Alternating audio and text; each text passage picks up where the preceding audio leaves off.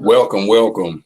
Thank you for tuning in to the Big Ed Light Skin Comedian Podcast again this evening. I got a great show for y'all tonight. I'm really excited about it. Hope everybody's having a great July 10th, enjoying the day and everything. Like I said, I got a great show for everybody.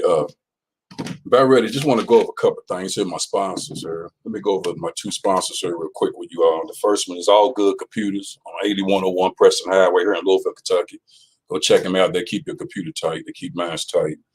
And the second sponsor, more than anything, is the Smile Center. My dentist, 7405 New LaGrange Road. Tell Dr. Kane I sent you. He'll work with you. All right. He says you can see that was my little junior big head went by me. Thank y'all for tuning in tonight. I really appreciate it. Like I said, I got a great guest for you tonight. I wanted to do something that was more related to what I was doing this week. So I had a show this past Thursday at the Downtown Loft here in Louisville, Kentucky. And I got to do it with a good comedian friend of mine. He's been all over the United States doing comedy, been doing it for a long time. And a real good friend of mine. He's one of the realest comedians I know. One of the best friends I could even ask for as a comedian. I've even learned some things from him. He even opened up for Cat Williams, but I'm gonna let him explain himself to you all a little bit. So, but I'm just so glad to have him on the Big Ed Light Skin Comedian Podcast. Also, we're on YouTube, so if you can't get us on Facebook Live, check us out on YouTube. Without further ado, let me bring in my comedian, one of the most realest comedians, and we just got through doing a show downtown Loft here in Louisville, Kentucky. Y'all show some love for the one and only my good friend and my guest today. Mr. Money Making Mitch is what he called himself, but I'm calling him Eric Kimbro. Y'all give it up for him coming to my podcast. What's up, Kimbro? Yo, what's up, lovers, baby? What's going on? What's going on, man? Money Making Mitch in the building, baby. Yeah. You changed your name up for me a little bit. I'm just telling the people a little bit about you, but where I do my podcast is I always let people explain themselves, their resume about themselves, which is I already talked a little bit about you, so they already love you. So, but go ahead and tell the people a little bit about yourself. So, well, first off, my name is Eric Kimbro. All my friends call me Kimbro, so I changed my name to just Kimbro. I'm no longer Eric no more, just Kimbro. That's my thing, man. You know what I hear you. Switch it up. Man, it's like I tell everybody, like most people know, man, I'm a national touring comedian and shit. I tour everywhere. I headline. I close out shows, whatever you want to call it. I headline, I close out shows. I don't work with some of the biggest names in the game. I don't work with Cat Williams, Mike Epps, some more. All the way down Lil Duval. I don't work with DC Curry, you know. There you go, write them down. Louisville legend Spike Davis, don't work with him. You know, anybody pretty much black out there, Michael Collier, I don't work with him. You know. Me too, yeah. Anybody pretty much black and famous out there, I don't work with it once upon a time. You know what I'm saying? Right. Say, you know, I'm the guy that comes out first that y'all don't know. And y'all be like, dang, he was funny. Who was that? You know what I'm saying? Up. Yeah, that's what's up. That's me. Okay. That's what's up. So now the people know about you and everything, which is great. Like I told them before, you already, open up a lot of big names and everything. And I'm just happy to have you on my podcast. And but like I said, I want to go over a couple of things, just a couple of things, which because I know I've been through some things too. And some of these questions / statements are kind of related to both of us as far as what we've been through in this comedy game. You know how that goes. But I want to talk about this one first because it's more political. It's a little bit political and everything else. Because I seen when the Breonna Taylor thing was really fresh when it first happened, and I seen you down there marching with other people doing the social justice thing for Breonna Taylor. But I just want your advice on two things on this. It's kind of like a two-part question. I'm going to put it on here on this banner here. But basically, I just want your not that one. That's the wrong one. My bad. Yes, I just want your opinion on how COVID-19 has changed up entertainment. Also, I want your opinion on how it's affected social justice has affected entertainment, as far as what we do between stand up and acting or whatever. So. Oh yeah, well, shoot, man. Well, first off, let's just go with the first question. How's COVID-19 changed entertainment? Yo, that's a great question. It has changed it. To me, it's changed it drastically, especially coming off of last year where couldn't nobody work, couldn't nobody go out, couldn't nobody see no live comedy or concerts or shows or whatever. You couldn't even go to football games or nothing, basketball games or nothing. So I think that COVID-19 is changed entertainment drastically. For one, Yeah. let's just stick to our arena as comedy, man. Right. You know, it let me know, and it made a lot of people know that you can't be a one-trick pony. Like you can't just be good on stage and not have no social media presence. You can't, like a lot of people is traveling around here, like a lot of these dinosaur old comics. They're like, man, I don't do that social media. I'm cool. I got the club. I just go to clubs, do that. Nah, what you had to learn, man, is social media is the wave.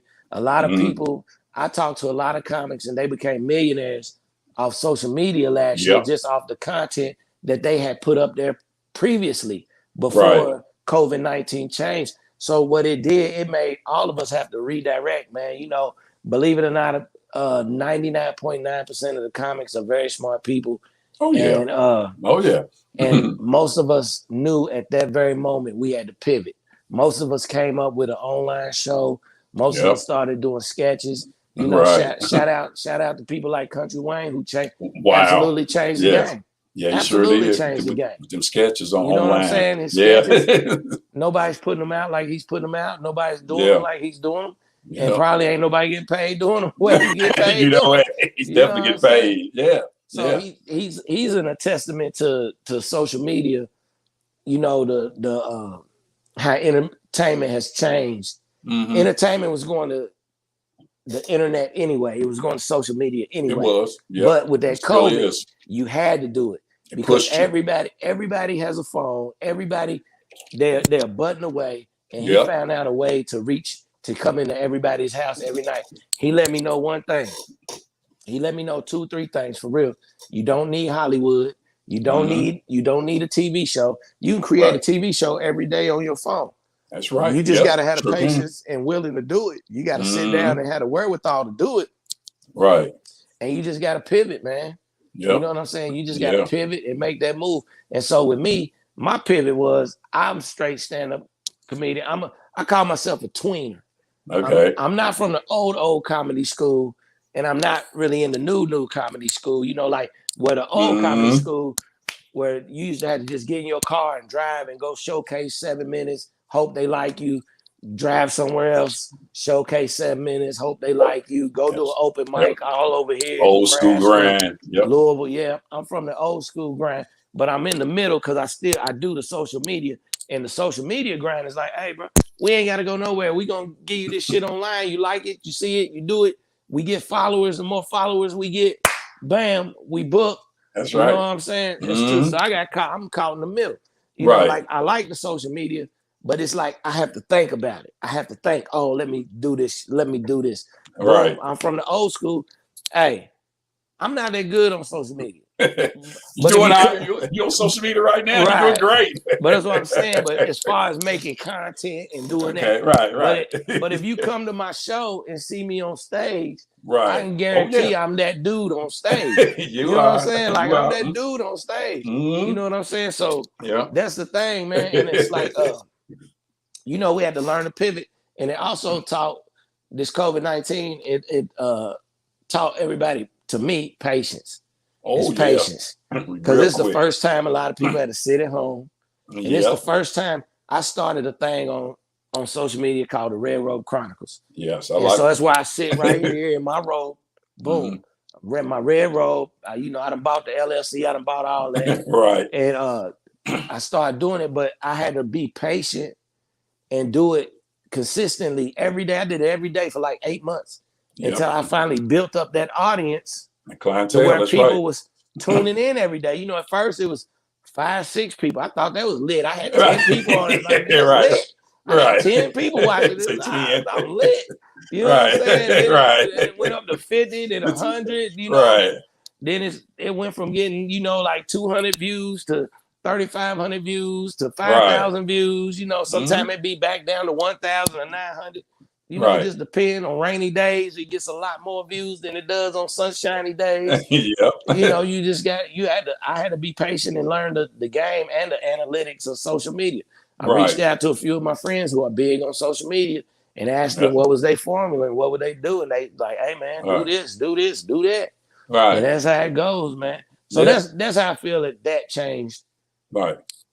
entertainment, you know, as far Right. as the COVID. What about this on the social justice thing? Because like I said, I seen you down there marching for Breonna Taylor, which I think is great because people don't realize one of the best and the most smartest and funniest comedians was Dick Gregory, and he was definitely one of the most biggest black actors I knew as a stand-up comedian. So I got to talk about it. So go ahead and talk about a little bit about that too, because I like Dick Gregory. It's like so I met Dick Gregory once, man. I met him. Yeah, I met Dick Gregory. I got a picture too. I had to find that picture. Okay. Well, look, it's in my phone. Shit. I mean, I'm sorry. I mean, you all right. You all right. This is free will podcast. I can cuss on here. Good. I mean, you cuss on here? Yes. Free will. I gotta think about what I got to say. It's a light skin podcast. You can cuss. Right. Okay, give me a couple sample cuss words, man. Like, you know what I'm saying? You do it first. I don't need you to set me up. I got a couple church members watching too. I got to watch some of them. Nah, they be the main ones cussing. You know what? You're right. They be like, "Hurry the fuck up, preacher." You know what? My pot roast getting cold. I got macaroni and cheese at home waiting. Right. But man, man, it's the protests, the social justice. Okay.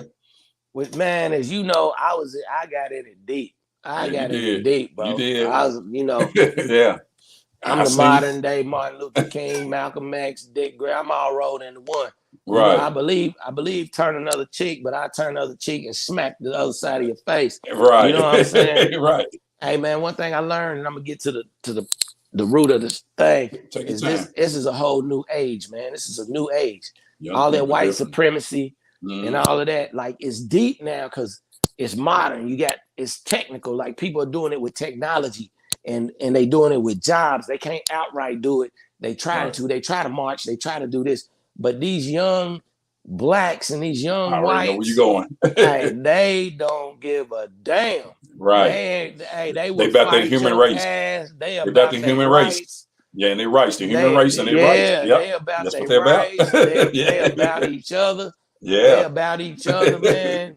Yeah. They ain't with all that old school. See, you gotta think, man, the people who's running this shit, they from the old school. So they still stuck in them old school ways, but they got these new kids, this new school babies who's like, yo, I like black music. And matter of fact, they like it ain't even no black music, it's just music that they listen to. They like, I like black music. The little chicks is like, I like black dudes. The black dudes like, I like the white girl. Right. And like, cause I seen all that shit down there. You know what I'm saying? Right. I seen all that shit down there. And they human was race like, thing. and then they was like, these are my friends. You're not getting ready to talk about my friends. You're not getting ready to come down here with that white supremacist shit. Right, like, they was on their ass, boy. That's what's up. And it's a whole new wave, man. People's not with that shit. Life right now, 2021 and 2020, 2019, life is hard enough as it is. Economically, financially, all of that shit. Life's hard enough as it is. People's going to work every day and can barely keep their lights on. How you go to work every day and you broke? Right. How you go to work every day and you can't pay for the shit you got? You're right though, and people who ain't working, they can pay for this stuff because they get paid now. So it's crazy. It's kind of the opposite. You know what I'm saying? It's opposite. It's like, look, if they threw me unemployment and all this shit, I won't work either. Exactly. Like, I feel you on that, bro. I feel you. I'm stay at home. My back hurt. My knees hurt. Shit, I'm tired of waking up every morning. I want to wake up when I want to wake up.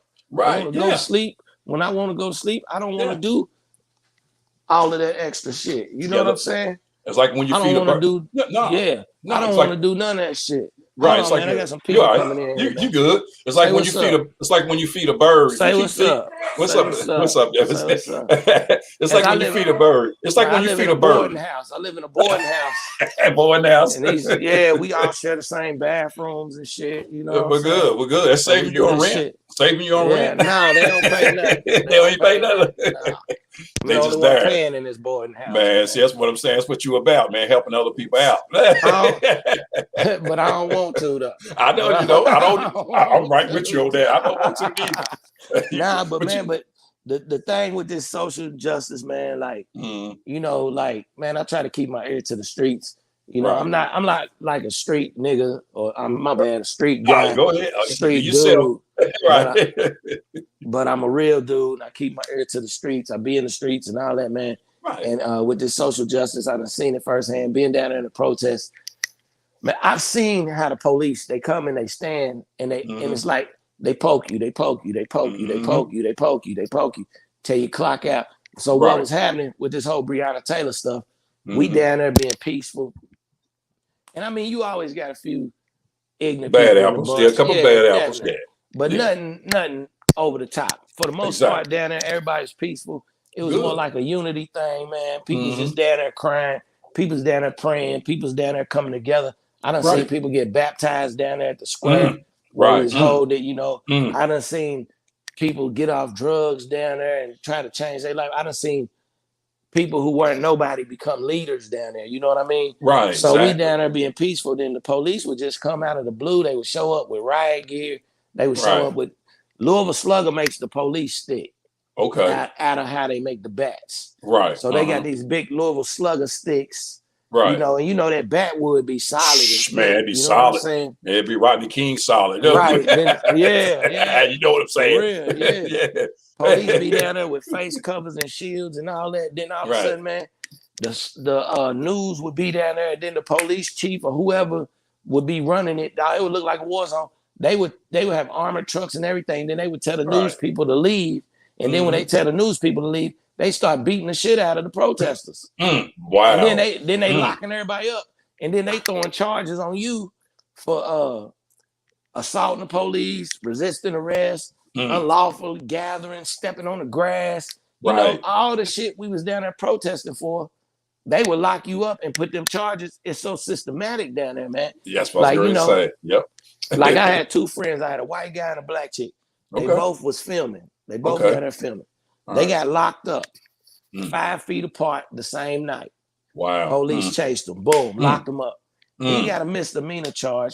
She got a Class D felony. What? Yeah. And that's what I'm talking about. See, right there. And that's the thing. We was down there fighting for that. But in the midst of fighting for that, it happens. You know what I'm saying? So in that Breonna Taylor stuff, man, it was so deep, bro. It's like when I first went down there, I wasn't going down there to get all enthralled in it, man. Right. But when you go down there, you start seeing what's happening. Yeah, something in you, man. Yeah. It's like I tell people all the time, it got to be in you. It can't be on you. You know what I'm saying? And it was just in me to go down there every day. And I marched and I protested every day. And, you know, I fought for justice. I got pepper sprayed. I got flashbang. I got chased by the police. Man, you know, thank God they never arrested me. You know what I'm saying? I'm glad you're all right, because they can always go in a different direction. I was fast, nigga. I was fast. I ain't gonna lie. You was fast, huh? I was fast. Them little young dudes was like, OG, you was moving. What you see? What you talking about, man? I ain't got time to go to jail. I got shit to do in the morning, dog. You know what I'm saying? Oh my God. Plus, I can't be in jail. I gotta take blood pressure pills and shit. Man, I ain't gonna have my pills. I be done died in there, man. You know, man. But you know what though, man? On the real tip, man. I like, and I'm glad you was down there doing it because it also gave other comedians, you know, you've been a comedian here and said it everywhere.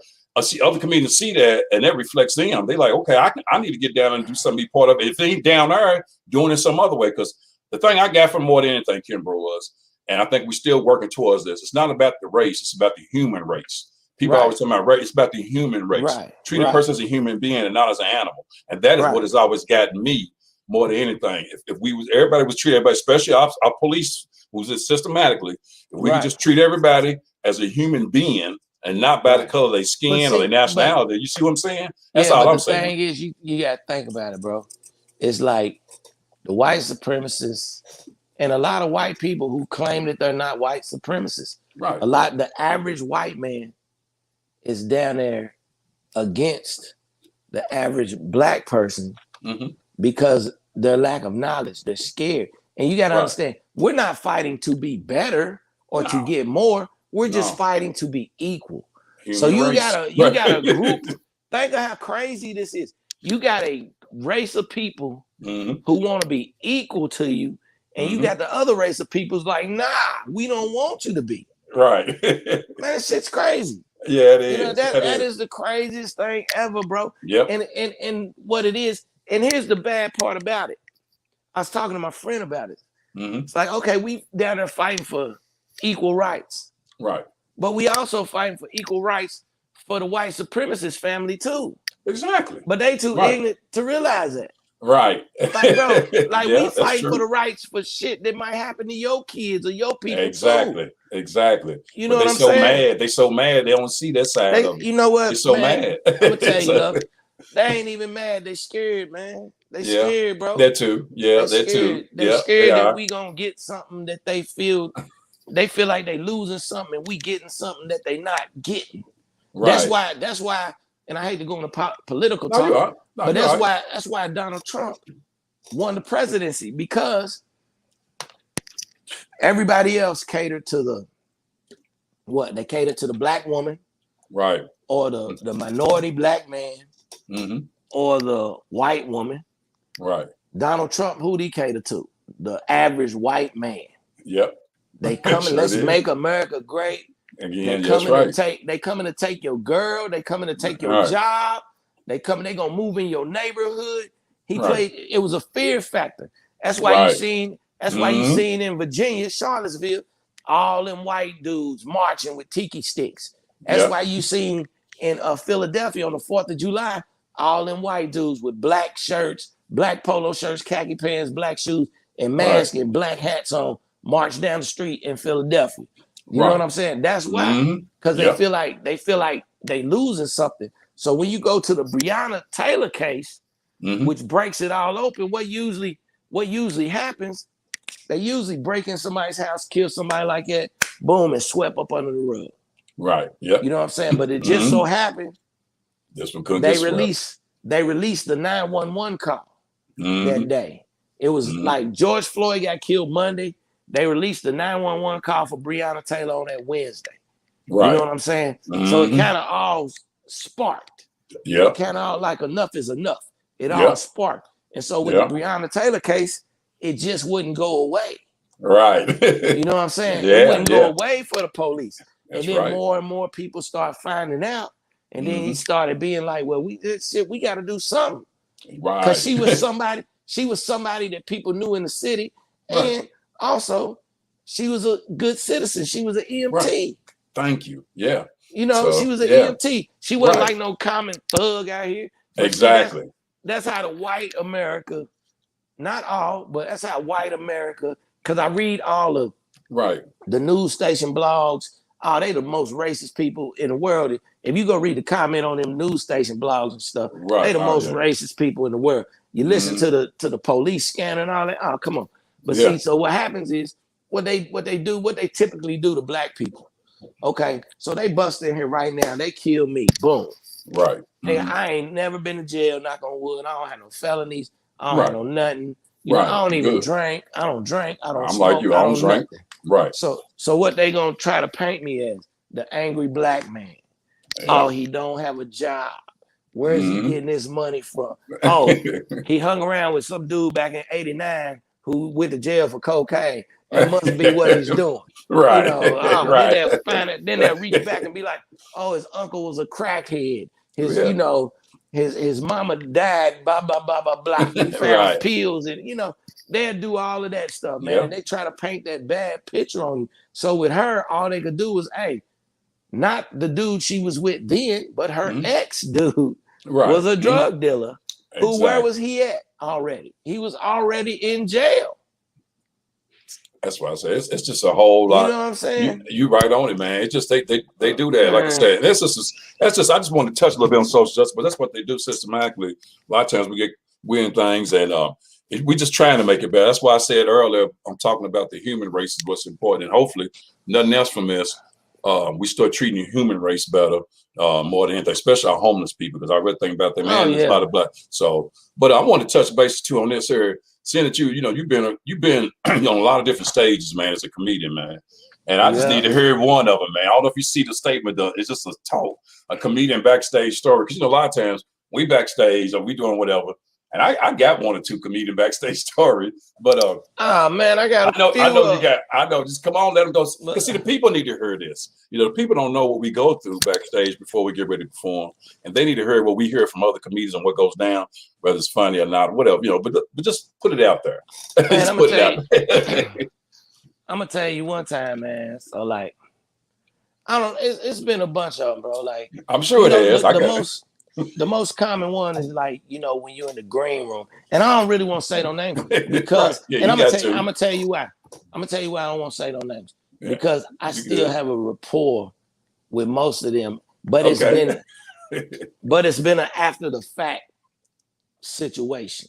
Okay. You understand what I'm saying? I get what you're So saying. it's like, so a lot of these famous people that y'all see, they real famous. Let's just say the most famous comedian in the world.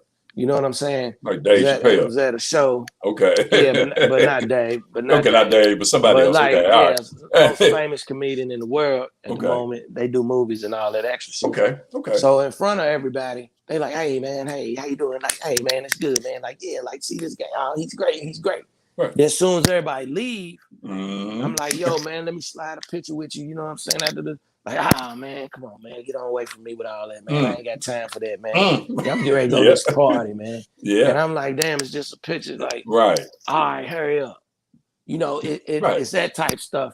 And then I tell you, like, man, one time I was in the green room and I was hosting, and I walk in the green room and there's other comedian in there, pretty good name shit. Okay. And I'm like, I'm like, hey man, what's up, man? How you doing? He's sitting back on the couch, lean back, you know, and had his hand like this, blah, blah, blah. And I'm like, man, what's up? How you want me to introduce you?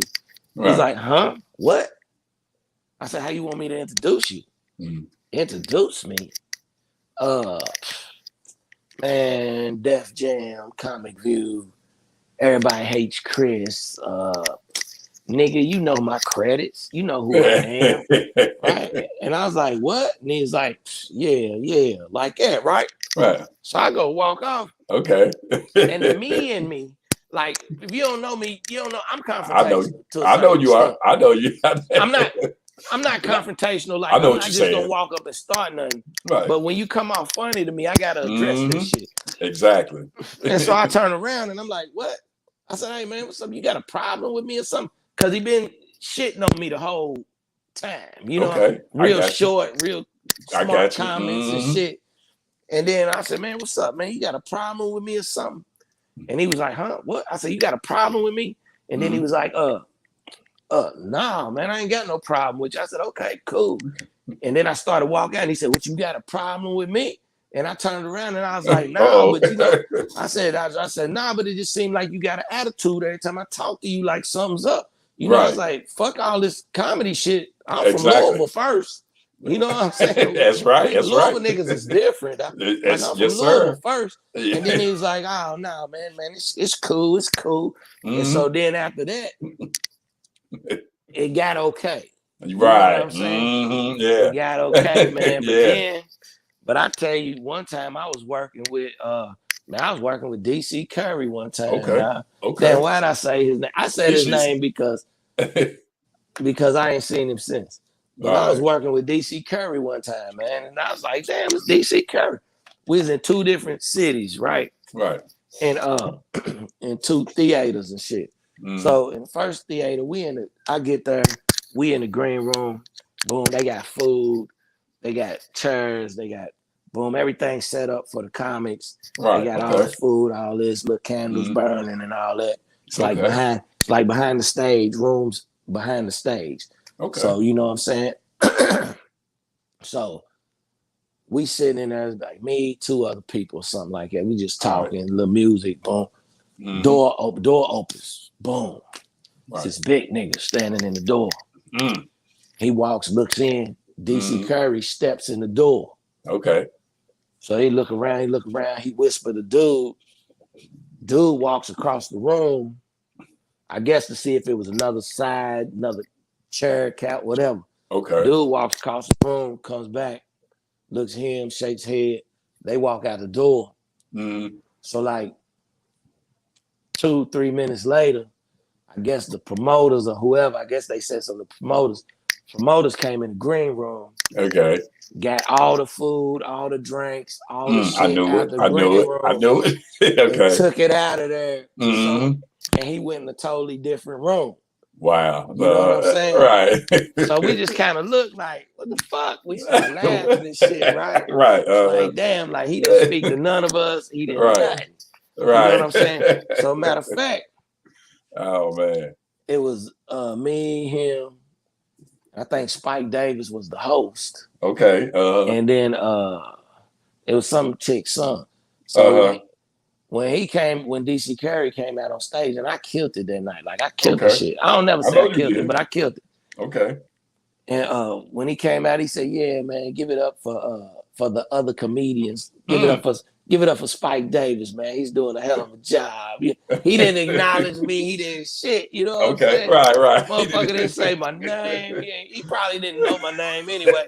But he wasn't even like give it up for the other comedian or nothing. You know what I'm saying? Right. Mm-hmm. Which I get it sometimes, yo. So then I was like, I ain't tripping. Okay. So the next night we was in a different city, right? Right. We're in a different city, and this is more like it had a stage and all that, but it was more like a club or some shit. Okay. But it had a big stage in it, whatever. And they had chairs. They had chairs. They had everything. They had a VIP section up on the stage, and shit was set up good. You had a little bar. So in the back of the room was like the bar, right? Then behind the bar was like the green room. But it had, I got the slots in the window where you could look out to the stage, right? Shit sold out. Right. Sold out. Standing room only, right? Okay. So, dog, I go do the shit. Boom, boom, boom. The host does the shit. Right. So I get off stage. Okay. I come back and man, I'm by myself.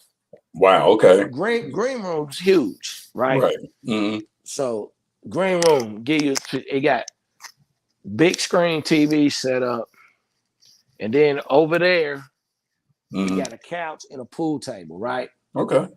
I'm over here up at the front. Right. Boom, looking at the stage. Like I ain't even tripping. Right. Nah, so he's in the back over there. So when he comes in the back over there, the host or whoever's on stage, they going in, whatever. It was like I think it was 4 of us. So it was a host, it was somebody doing 20, then me. Me the feature me head, okay. Like that, right? Okay. So I'm waiting. So then the security dude, which I talked to him the night before because we had an after party after the other show. So you're okay. Yeah, so he was cool. So then he's in the green room. DC Curry, whatever. Right. All right. He comes up, taps me on the shoulder, say, "What's up, E man?" I'm like, "What's up, boy? What's going on?" All right. He said, man, I ain't trying to be an asshole and shit, man. But here it comes. But DC said, man, you got to get out of the green room. And I look back, I look back like way across the room. You know what I'm saying? Right. I look back like way across the room. Like, dog, we probably 50 feet apart. You know what I'm saying? Like, I look back and I said, I gotta do what? Right. He said, you gotta get out of. I said, I gotta get out of the green room. Right. I said, hey, bro.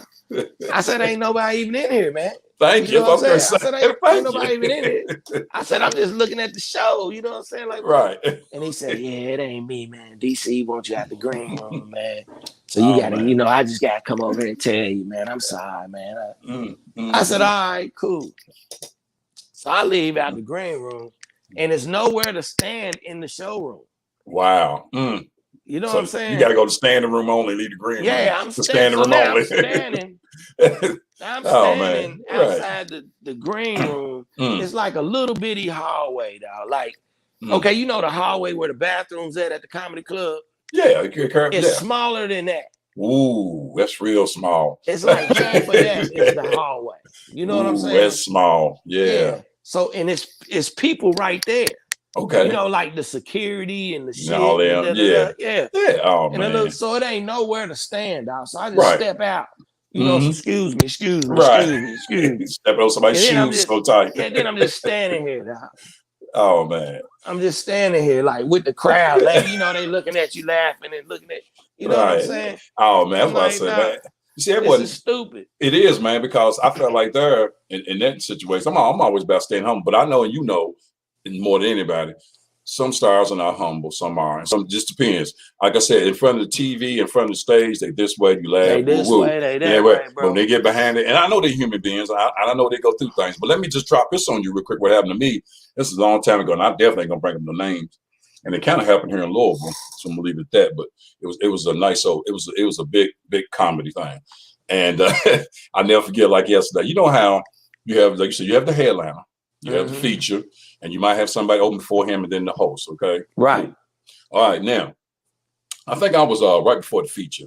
Yeah, the feature act. It was a feature and the headliner, and it was a host. Yeah, I was right before the feature. Did my little 10 minutes, boom, did what I had to do. The guy who went after me, he was so drunk, it wasn't even funny. No, I'll take it back. I was hosting. No, I'll take it back. I was hosting. The guy that went after me, he went up, but then the guy featured went up. He was so drunk. I'm like, why is he so drunk? His act wasn't even good. But come to find out through another comedian, he said, man, he got him drunk. The guy who opened up before him got him so drunk to where he messed up his act. And then come the next show that they done together, he was featured, and the other guy was before him. Oh, yeah. Yeah, is that deep or what? I'm just telling you, that's see what I'm saying? These are comedic backstory. That's why, man, when I be in comedy clubs, so much shit pop, I don't drink, I don't smoke, I don't drink nothing, bro. Right, I feel you. They be like, what you got? They be like, you drinking all the time, dog. This is Big Red. Straight water, right? Yeah, straight and I do water in the club. Yeah. I done been in a situation where he lost money. He went from feature down to, you know what I'm saying? Lost money. I was in a club where the owner came up to the manager and was like, oh, that Kimbro is so drunk. How much alcohol does he drink? And the manager's like, he said, hey, man. That's funny there. He don't drink at all. He ain't been getting nothing but Coke. You drunk up water and Coke. He don't even drink. You know what I'm saying? It's like, well, look, he was telling me that I looked high and I talked slow. It's like, that's just him. That's him, bro. But that's somebody ready to throw salt on you. See what I'm saying? Yeah. They do that all the time, man. I know it, man. Plus two. And I tell all comics this. I say, hey, man, I know y'all like to drink and y'all like to have a good time and do all that. I said, but when you in a comedy club, so much he said, she said, and so much shit happens. Don't drink like that. Don't get drunk. I said, keep yourself at 2 drinks at the most. Right. Because what happens, if you get in an altercation with somebody, or you have a disagreement with somebody, or even you might have a disagreement with the manager or the owner or the booker of the club, and the first thing they're going to say is, oh, he was so drunk and belligerent. There it is. Been drinking all night. And I'm like, no. And I tell people, when I fall out with you, I'm in my right mind. I know that's right. So 9 times out of 10, you done really did something to cause me to act like this in the club. You know what I'm saying? Yeah, I get that. Because the first thing they want to do is blame it on you being drunk. Yep. You know what I'm saying? Blame it on you being high. And I'm like, hey, bro, I don't smoke, drink, or nothing. Yep. But see, go ahead. No, but see, and this rolls right into my next statement of question, because this is what advice I've given to you. You right on it, Kimber. This is advice I've given to comedians first start. Now, what advice would you give someone who's trying to do stand-up? And this is what I always told them. If you first time doing stand-up, I will say this to you. Try not to do no beverages, no alcohol beverages, no drugs before you go on, because you're thinking it's going to calm you down on stage. And it really ain't. It's gonna mess you up. It's gonna be a lot worse when you see the spotlight. So you need not do nothing your first time. I would say the first couple of years, because you're not experienced enough to drink and go up there and do it. You're not a professional. So you need to. And I know some people that can drink and go up because they've been doing it 10, 15, 20, 30 years. Yeah. But if you just starting out, there's certain things and that's one of the things I tell them. I know you're nervous, but you do not drink or smoke and do no illegal smoking. I say, well, mess up your set. Mess up your career, bro. And your career before you even get started. I done seen some of the biggest names in the game be so drunk on stage. I done seen them fall. I done seen them fall. I done seen the motherfuckers start crying on stage and start talking about their personal problems. You know what I'm saying? Right. I'm like, yo, like this shit is crazy. I done seen one of my buddies so drunk on stage. He just stood on stage and ate the popcorn. He's like, oh, this is so good. For like 30 minutes. The shit was hilarious to me. Right. You know, to other comics, when you see other comics doing bad, it should be funny because you know what they're going through. Exactly. And we know it's not the end of the world. You know what I'm saying? It ain't. Nah. But you hate to see it, but it'd be hilarious though. It do, man. But but I tell them, here's what I would tell. The advice I would give someone who's trying to do stand-up comedy: don't. That's good advice. That's simple, bro. That's good advice. Either it's in you, you or it's on you, baby. If you like long, shitty hours, if you like getting booed a little bit every now and then, if you like not doing, it's a whole lot I can go down a list of, and you got a good point. Don't do it. Unless you just really, really love doing it, because if you committed, if you willing to be committed, and you so passionate, and this shit's driving you, and you willing to put in hundreds and hundreds of hours, and the pay don't equate to the hours. Exactly. You know what I'm saying? Then cool, go ahead. But It's so many people. I was talking to Lucius today, Okay. and it's one of the new little comics come around, and he always like, man, give me advice, give me this, give me that. Da, da, da. I said, hey, bro. I said, you've been coming around here for 3 months and only been on stage one time. Wow. Why are you wanting advice? Thank you. Like, why are you? I'm like, you wasting my time now.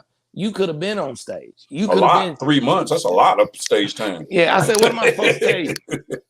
I said, it's your first time. It's your first time, now. I seen you one time, and it was months ago.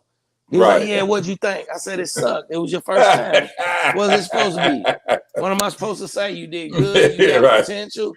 I said, I don't know if you did good or got potential or not. You only did it once. Exactly. You know, so I'm like, shit, bro. They want all the advice, and they want all the they're killing me. They be like, I'm a comic. Like, how long you been doing it? Like, yo, it's my first time. I did it once back in December. Okay. Like, how many times you did it since then? I haven't. I just been writing. No, you ain't been writing.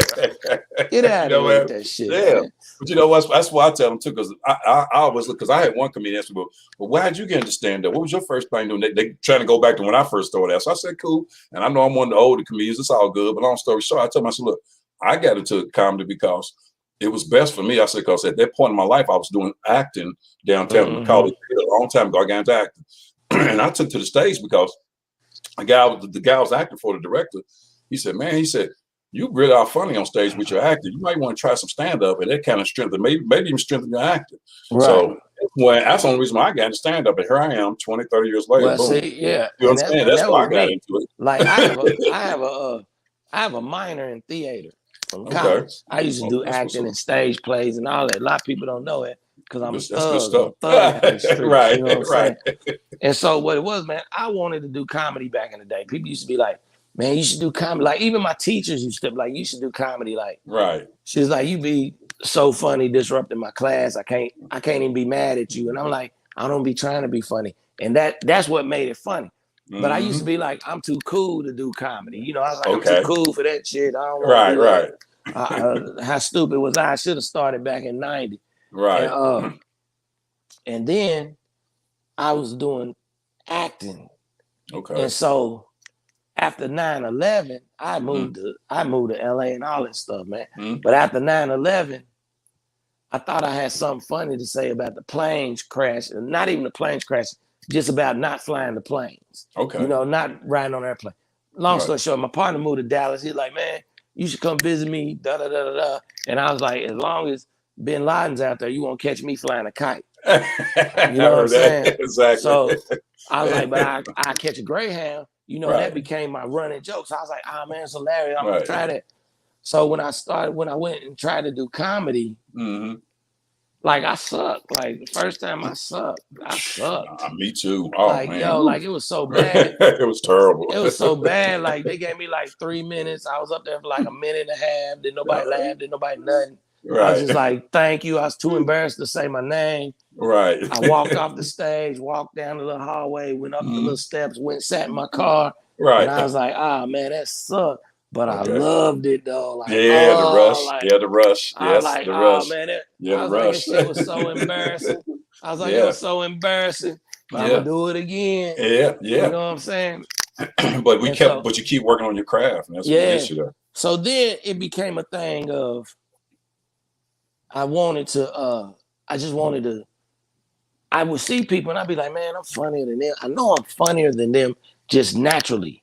Like I'm funnier than them. You know what I'm saying? And so my goal became, I gotta learn how to be funny on stage. So that became my goal. But my whole goal starting out in comedy, and I tell people all the time now, I thought this was the biggest thing ever. I just wanted to host the open mic. I thought that was the biggest thing ever, man. So you arrived, huh? Yeah. Shit, I was doing that in 3 months. Right. Like I just wanted to host the open mic. I thought that was the biggest thing. So once I got to host the open mic, then it was like, well, I want to host a regular show on the weekend. I want to host a regular show. Yeah. Shit. Then I was doing that by goddamn 6 months in. You know what I'm saying? That's what's up. Like I was getting paid doing comedy 3 months in. My first gig was $50 for 7 minutes. Okay. That was my first gig. You know what I'm Right. saying? And I thought that was a beast. But I was like, what? Nigga, it's like $50 for 7 minutes. Right. So if I get paid $50 every 7 minutes, nigga, I'd be rich. You know, that's how Right, I was just exactly. thinking. You know, I didn't know how it worked. You know what I'm saying? Exactly. And so then after that, man, it just, each time you set a different goal. So it just became, first I wanted to do comedy. So I went and I did it. Right. Then I was like, damn, you know, these dudes on these open mics, man, I'm better than them. I got to find out how to be funny on stage. I want to be the best one at the open mic to where when everybody leave at night, they be like, man, you was the best one. Right. So then that shit start happening. Okay. So then after that, it's like, yo, I want to host the real show, man. I'm funny enough to do a show. Yeah. So then I got that shit. Then it was like, after a while of doing that, like, yo, man, I want a feature. So then I started working toward that. Then it was like, shit, I can headline. You know what I'm saying? Yep. Then, man. You know, but along the way, I mean, it sounds easy, but along the way, it was bumps in the road. Oh, I'm sure. Oh, definitely. Niggas definitely got booed. Niggas, right. First time they told me do 45 minutes. You know, I couldn't really do it. I didn't have it, but I told them I had it. You know what I'm saying? Like, yeah, exactly. I can do that. Yeah, you know. And then, man, then you just go from there, man, and then.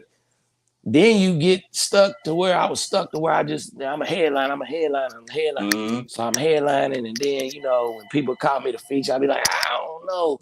But then I start doing it. Now I'm just at a point where shit, where you want me at on stage? Right. You know what I'm saying? Man, like, but you want me to you know what? feature, headline. Right. You doing it all, man. Wherever you want me, man. Keep doing it. But you know, I want to say this too. That show we just done, the Downtown Loft, and I've never been down there. Yeah, and I'm gonna tell you, man, that was a good show between me, you, Chris Connick, and Adrian. I had a great time. It was a great professional show. Even Craig Ewan, he liked it too. I just want to talk about how good it was because I just think it was a great show and everybody loved it, man. That's what I like. I like going to shows. I like being part of the shows where everybody's a professional comedian and do a professional job on stage, and that way all the fans are happy and they've been entertained. Because I've done shows, and you have too, where only maybe 2 of the comedians are professional comedians, the other 2 just you know what I'm saying? My show last night. Yeah, right. My show last night was 100% opposite of what we did on Thursday. Oh my God. Sure it was. I'm sure it was. Worse. I'm sure it was. So, and that's a big difference, man. Because to me, you know, I'm always about being professional. It irks me, and it's nothing against the younger comedians or the comedians who's trying to get there. I'm like, what do you do to prepare yourself before you come on stage? You just sit at home and smoke blunts all day, or drink and get drunk. And you come here and you ain't got no material. And look at everything that's going on in the world today.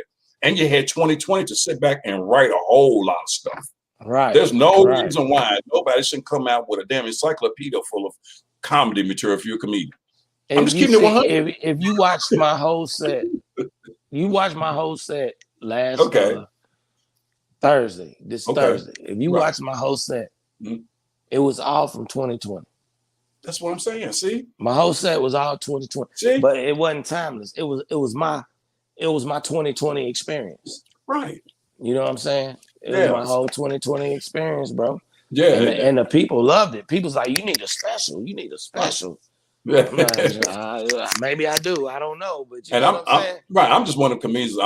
I'm fearless on stage because I feel like what I got to lose being on stage. And like I was telling Adrian and Chris before I went up at night, I said I got a couple of new jokes. I said I'm gonna use them. I said if they like it, fine. If they don't, it's fine too. I said, but here's the silver lining. I told them. I said, what good is writing something if you don't take it to the stage? Right. I said I know a lot of comedians they come in there with packed full of stuff, all this paper. You ain't taking none of that to the stage. You got all that material. Ain't taking none of it. They're scared to take it to the stage. A lot of them scared to take it. If it don't work, they freeze up. But that's part of it. If it don't work, you know what you got to do: trim the fat, add some or whatever, delete, do whatever, or just get rid of it completely. But you'll never know if you don't take it to the stage. Don't try it, there you go. You got, and that's what I tell new comics too. Like this guy last night was on the show. Okay. Absolutely horrible. Absolutely horrible. Well, and here's what I'm saying. He didn't tell. No, he was just like, hey, that's my boy Mike. Hey, remember I was the homecoming king. She was the homecoming queen. Right. Remember, like, I'm glad y'all here. Like, look at me. I was like, I'm up here. You know, it was horrible. It wasn't no nothing. Right. And then I was like, man, how long you been doing comedy, man? Because he came up to me afterwards. He's just like, man, you know, I just, you know, and I ain't kissing my ass or nothing. Right. He was just like, man, I have no words, man. You legend, you good, you this. Oh my God, it was amazing, whatever. I'm like, okay, that's cool. Worst show I ever fucking been on, bro. I heard you. And I was like, thanks, man. I appreciate it, bro. Like, you know, I show love and shit. You know, Yeah, exactly. Keep it humble, and right? and then he was like, man, what'd you think about my set? And I was like, man, I probably ain't the person you want to ask that. Because I know you're gonna be real, be plain. You're gonna be real. I know keep you. it 100. Right. You know, he's like, keep it 100. So I told him everything. Okay. You know what I'm saying? And he was like, I get it. I said, so how long you been doing comedy? Right. And he said 5 years. And I said, okay. I said, you ain't been doing comedy 5 years. He said, yeah, it's been 5 years. I said, man, look, that's terrible. I said, I'm at every open mic. I'm at every show. I don't never see you. So it can't be 5 years. Exactly. You know what I'm saying? I said, well, he said, I've been doing it 5 years. I said, well, okay, well, let me rephrase the question. All right. How much have you gotten on stage? There you go. Yeah. And he said, all right. Oh, I done did about 200 shows. And then right. Really? I said, man, you ain't did 200. Then his partner said, nah, man, you ain't did 200 shows, bro. Nah. Like, you ain't did 200 shows. Right. You know what I'm saying? And then he started talking. I said, well, look, man, I'm going to break it down to you. I said, you've been doing comedy for about 5 years.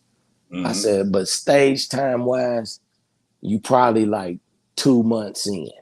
There we go. Now you're talking. I said, now I'm just keeping it 100. Right. I said, this game is about getting on stage. Put the work in. Getting on stage. Put the work in. I said, I've been on stage probably more this week, and you've been on stage all year. You know what? Let's keep it real. I said, that's the difference, bro. You know what I'm saying? A lot of people say they comics or be like, yeah, I do comedy or whatever. And, you know, and I use this too, and I tell people this too. A lot of people equate they should be getting paid just because they've been doing it X amount of years. Yeah, oh, big time. Oh my God. Don't even start with that one. I hear come back. Let me sip it to her.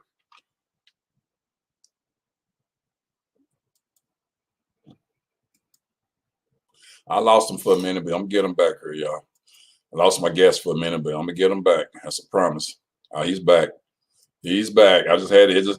And he's back. So you get to talk about these comics like that, man. That messes with the internet. The internet don't even like it. It just shuts down. Yeah. they don't even like it. I lost him. My battery was at about 6%. I told the people you was coming back. But now here's what I want to go into too before I close out here. And let me talk about this first more than anything. But like I said, it really was a great show, the Downtown Loft, like I said earlier. But I want to talk about this more than anything because tomorrow's my mother's birthday. She'll be 83. Right. I'm truly blessed for that. And I'm gonna try to talk about this without getting too emotional because I know it, because you know I've been through a lot with just being who I am. And a lot of people, like you said, they see you on stage like, oh, you know, you this and that, this and that. I get a lot of love, but like they don't know the blood, sweat, and tears that you go through that took you to get to that point, as well as with some family issues. So with that said, you know, it takes a lot of work. So with that said, I just want to say first and foremost, happy birthday to my mother tomorrow, who'll be 83, Doris Brown. I love you. And second and more than anything, here's the question I'm coming to you with right now, because I know what you've been through through your life here recently. And like you said, you should have been on my show sooner. But I'm going to pop this question on her and see what you think about. See if you can. And how proud would your mother be of your entertainment accomplishment as of right now? And man, I know I'm putting you on the spot. I know I am. No. Okay. Okay. Nah, man, my mother, she's very proud of me, man. You know what I'm saying? That's what's up. She's very proud of me. Like even before my mother passed, ironically, my mother passed the day I was supposed to do your show. I found my mother. Right. You know that hurt me. It hurt me because I told the meet. I didn't know what it hurt me. So I get it. Yeah. I remember you hit me and I just found her. And I was like, yo, man, I just found my mama, man. Like, I'm not gonna be able to do it or whatever, bro. And it's it hit me too hard. I didn't. I was astonished. yeah, man. It's man. I don't know. I keep looking to the side because I got her urn and her pictures and her shit right That's there. What's up. You know that's what's up. Yeah, and her little tennis shoes and shit. That's what's up. But you know, my mama, man, she's proud, man. She's proud of me. She's just proud of the fact that I'm just a good dude. Okay. More than anything, you know what I'm saying? And that I'm trying to do what I want to do. You know, and if you know anybody know my family, know my mother's the funny one. I'm just the one who I can do it heard on that. stage. I heard your mother's pretty fun. I heard Yeah, that. my mama was the funny one. I'm That's where just the you one got who it can do from. it on stage, man. Like Okay. my mama takes over every room. She's the life of every party. Like That's great. all my friends were her friends outside of me. Okay. So like my friends could call her and talk to her and wouldn't have nothing to do with me. You know what I'm saying? That's the type of mama I had, man. Oh man, that's great. You know, yeah, man, and it's a blessing. You know, you either look at it as half full or half empty, man. It's a blessing I had my mother as long as I had her. I heard You that. know, it's a blessing that I learned what I learned from her that I didn't know until after she passed. Right. You know, I didn't know everything she said was true till after she passed, you know. Oh yeah, I seen you, that come. You understand what I'm saying? Oh yeah, come on. I got my father. Yeah, when he passed, I learned a lot of stuff he told me. I didn't understand till he passed. I get it. I'm with you. Yeah, man. Yeah, I get you. I get you. And the thing is, man, it's like I quit everything. Like I don't want to do nothing. My mom died. I don't want to do nothing. I still don't. It's like now. I'm like, man, I don't even want to do comedy no more. Keep it all the way 100. Like, right. I don't. But at the same time, like, I know if mama was still here, I would. That's what I was going to say. Exactly. You know what I'm saying? I would. Right. So I'm just trying to keep that going, and that's why I'm doing all these shows now. People call me all these past 6 months, and I turned everybody down, and I just now started taking shows and doing them. Shows and doing them. You know what I'm saying? So time heals wounds. I tell people. Yeah. Well, you know, I don't even think with this, man, this is a hurt that you never experienced. This is a hurt that you only experience one time real hard. Right. And you never get over it. I think about my mother every day, every morning. I was talking about this earlier. Every morning and every night before I go to bed, I walk back in the room where I found and I see her laying on the floor. Like I can't never get out of that room. Right. You know what I'm saying? Like every morning when I wake up, it's one of the first things that hit me. Like I see my mama laying on the floor. Every night before I go to bed, I'm like, fuck, you know, sometimes I can't even sleep. You know, I see myself going in that room and finding her all over. It's like, so you relive it over and over and over. And here's the wild part is I found my phone might hang up again, man. Oh, you all right. I got the wild part is okay. I found 30 years ago, I found my mother's mother. Wow. Okay. You know That's what I'm good. saying? That's family. It's family. Yeah. Matter of fact, what's the day? July the 10th? 10th. Yep. Today's July 10th. My mother's birthday tomorrow. I know it. Okay. So I found my granny dead July the 8th, 1991. Wow. You lying. You know what man. I'm saying? Yeah. Man. That's my mama's mama. So I found her July the 8th, 1991. So then 30 years later, January 9th, I found my mother. You know what I'm saying? Man, so, it's so deep because it's like with my father when he passed in 2006, and you probably can feel what I'm about to say. I felt a lot of people came up to me, especially after that first year, because I shut everything down. I was like, I shut everything down because I know how close we was. You know what I'm saying? Yeah. A lot of people say I look like him, which I probably do. But long story short, people's like, well, how'd you get through that time? You know, how'd you get? I said, man, I'm gonna tell you something. Something I learned a long time. It was two things told me. The first one is the body's gone, but their spirit and soul lives in me forever. My father's spirit, soul. Right. The body's just gone. The spirit and soul is always in me forever. And I'm gonna tell you something that I thought was pretty funny. It was the one thing that loosened me up at my father's funeral was my uncle, my father's brother. They was like left, right. He said, man, I'm gonna tell you something. And this is at the funeral, the day of my father's funeral, and he loosened me up. I'm like, man. He said, man, I'm gonna tell you something. You know, I love your father. I love your father. If I do anything for him, he said, but I am pissed at him. I said, you pissed at him on his funeral? He said, yeah. He said, because man, he done left me down with all you damn fools in the family. And I looked there, I said, boy, that is real. He said, he's up here chilling, and we down here still got to deal with these fools in the family in the world. That's what I said. And I was like, mama. he's right on point. That loosened me up right there. I was like, okay, you got me, yeah. But on that note, man, hey, man, before I sign off, just tell everybody how to get in contact with you, your hand on everything and everything, because it's been great. I appreciate having you and hope to have you back again, too, sometime soon. Definitely, man. And I just want to tell you, man, thank you for the opportunity, man. I appreciate it, man. You know, come on now.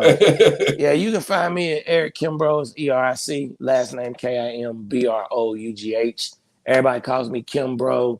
You can find me on Facebook. You can find me on Instagram. It's at @E_KIMBRO. because somebody already had my name. Right. And then find me on Twitter at Eric Kimbrough, one word. And then shoot, man, that's pretty much, you can find me anywhere on social media. But I got shows coming up next week. July 21st, I'll be taping for Sirius XM. August 7th. That's good. August 7th, I'll be in Hopkinsville for their little Black weekend. Okay. And then August the 16th, I'll be in Chattanooga.